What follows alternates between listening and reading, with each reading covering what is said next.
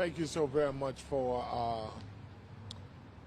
meeting with us this morning in reference to the case of Mr. Chapman and the young man here. We were waiting on the mother. We've been talking with the mother. Listen, this case here is a case of harassment. This case here is a case of an individual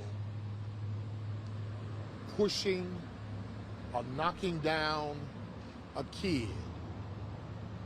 Yes, the individual was arrested, but we feel as though this is more of a hate crime than it is a risk of injury to a young kid. And so we've been in touch with the Chief State's Attorney. We've talked with the State Attorney in Middletown, and there needs to be some real justice done. This is not the first time that this Mr. Chapman has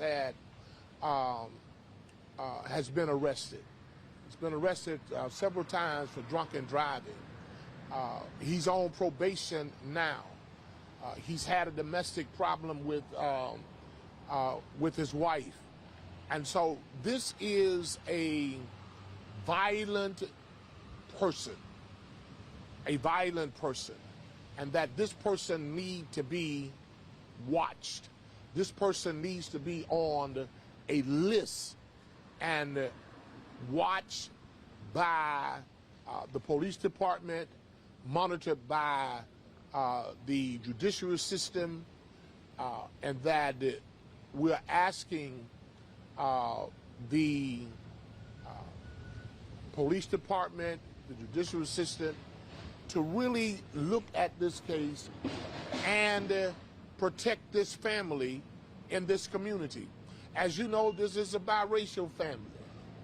And look where we are. We are in Deep River, Connecticut.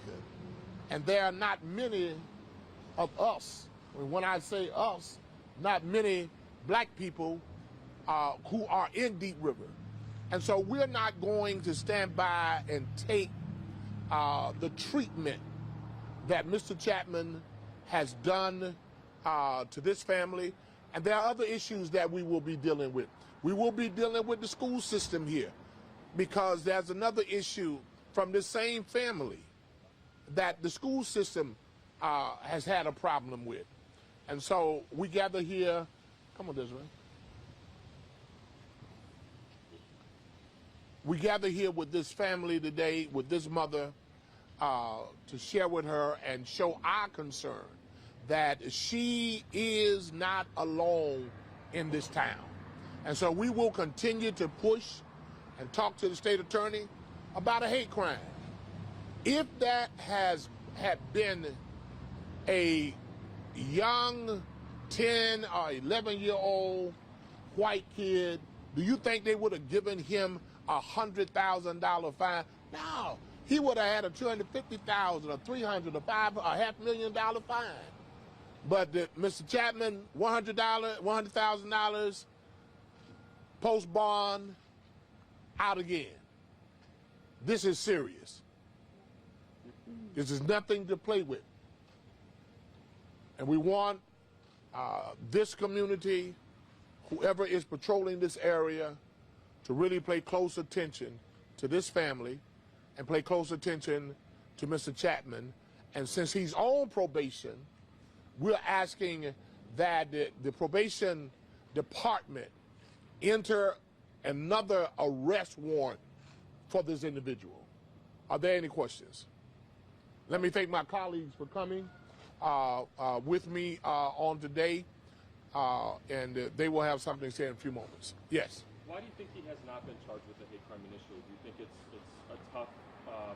a tough charge to prove from their perspective right now? I don't think it's a tough charge to prove, because there were little white kids with him. So what's the tough? Why didn't he go push them over? Why did he have to single out this one biracial black individual. That's who he singled out. And told him, asked him the question, are you from around here? And if you're not from around here, explicit, get away from here. You can't get no more hated than that. Do you think the family is in danger? I do.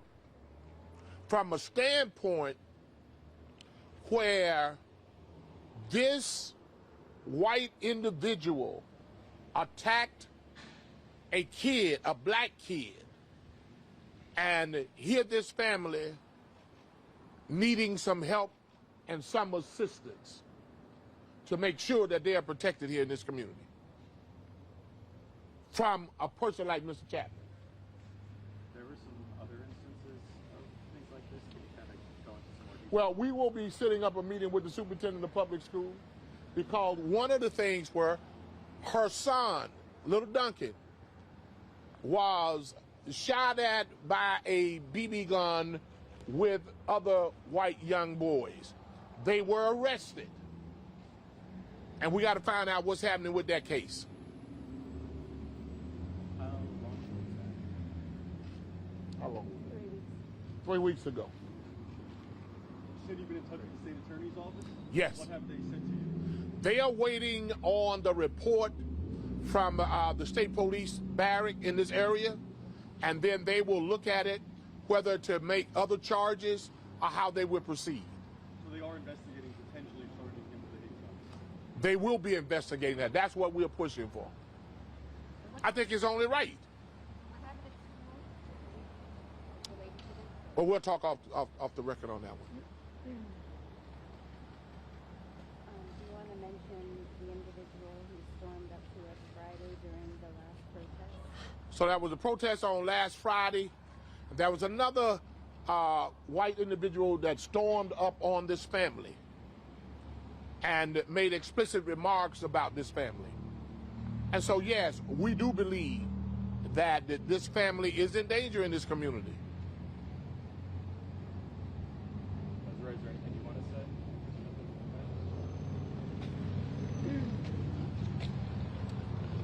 Right now, the only thing that I have to say is that we have to stay present and we have to stay diligent and awake as to what's taking place. I mean, just Friday there was an entire group of people here to show support for Daniel, and allowed an angry, visibly belligerent person to walk up to my son and push down his bike in front of a group of people. It's been a little over a week now. How's he doing? He's traumatized. He's avoiding places and people, and Listen, even the school department has not offered any counseling. And he's a student. They have not offered any counseling. Desiree, a week ago, you mentioned that Daniel was afraid to leave his home. Is that still the case today? it is. Why wouldn't he be afraid to leave his home when what has happened and traumatized this young kid? I mean, I'm almost traumatized. And I'm an adult. And I'm in a community where this is allowed. But we're brave enough to come to Deep River today to change the course and the attitude of the people in this community. But that's where we know Mr. Chapman has been released. I know you told me you've seen him around town. For your family, does it concern you passing by him in town or seeing him walking in town?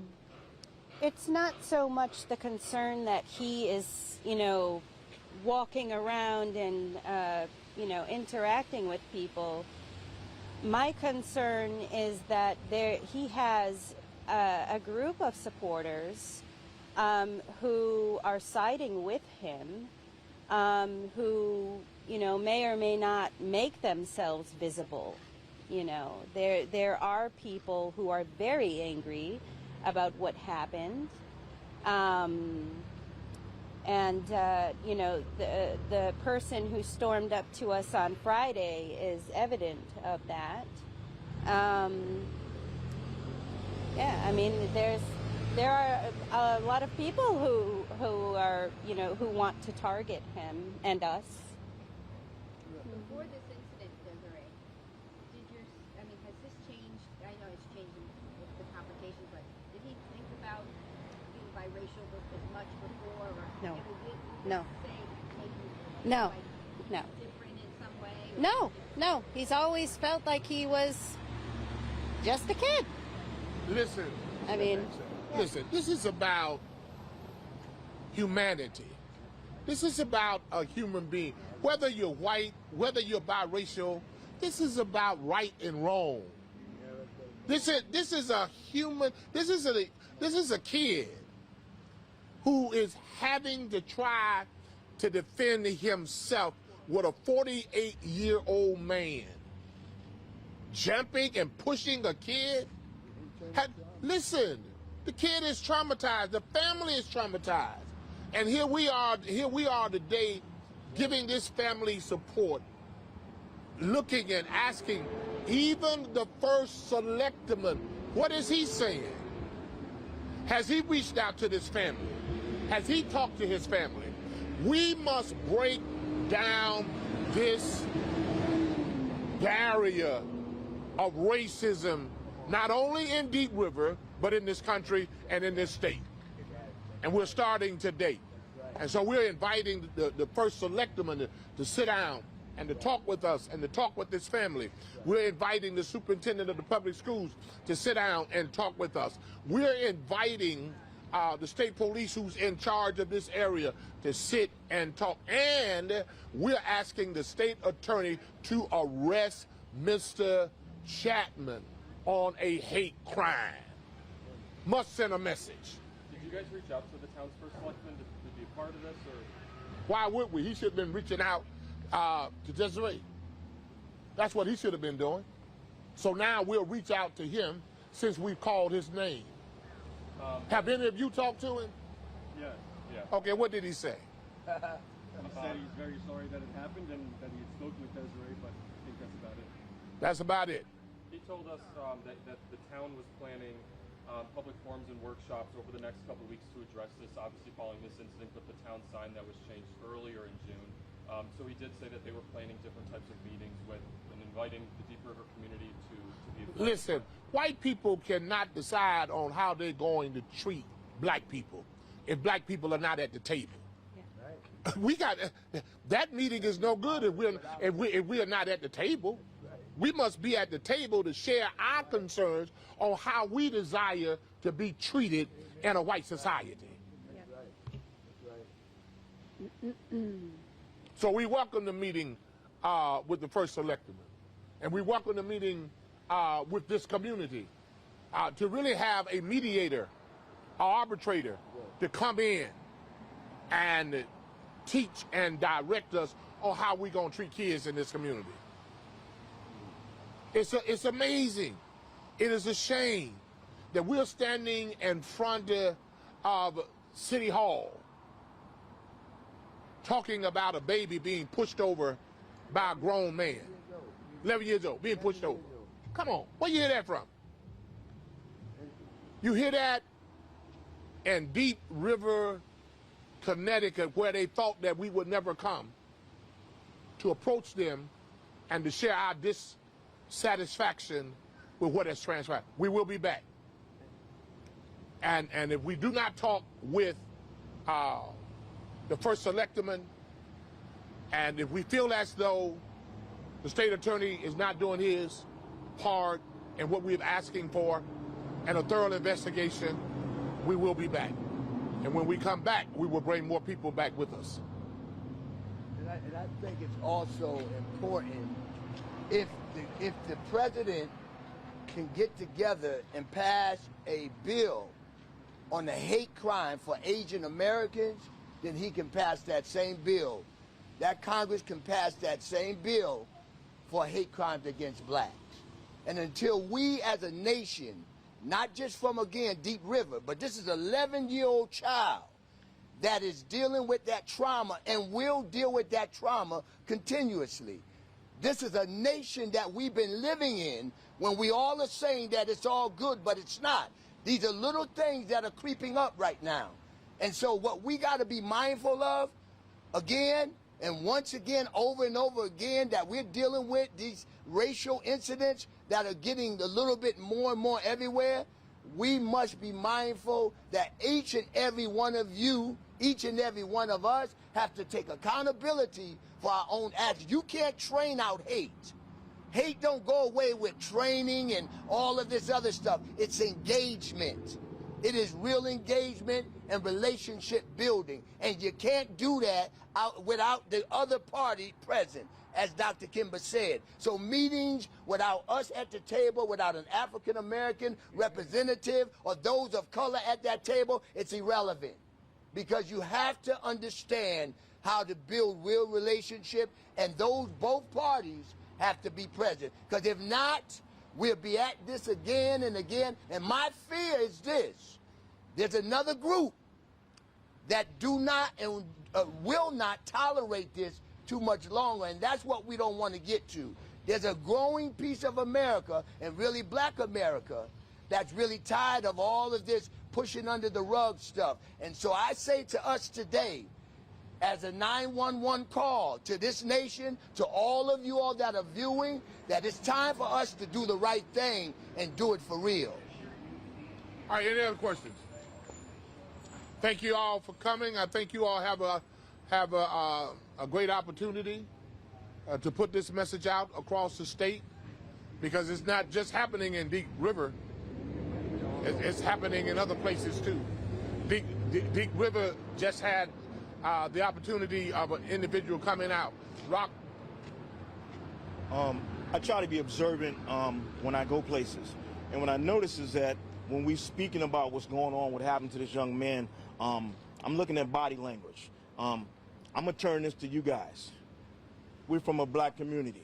If you lived in our community and this happened to one of your kids, how would you feel? Do you got a conscience? Because what I'm noticing, the questions you asking us, before you ask a question, ask yourself, how would you feel if it was you? Your child. Okay, now notice all your faces changed just now. This is you. Okay, this is you. It could be you. So the truth is this, racism is real. It's in our state, it's in our cities. We're like the fire department. When we see a brush fire come up, we gonna come no matter where it is in the state, and we gonna come to put it out. And we'll do the same thing if it was you too. We don't want no black people treating white people no certain way. We don't want white people treating black people no. Let's just treat each other fair, like human beings, okay? Now I notice all your faces look a little different, because now you're thinking about how would you feel if it was you. And that's how y'all need to look at them, because it is you. Dr. King said injustice anywhere is a threat to justice everywhere. Thank y'all. Any other questions? Thank y'all so very much. All right.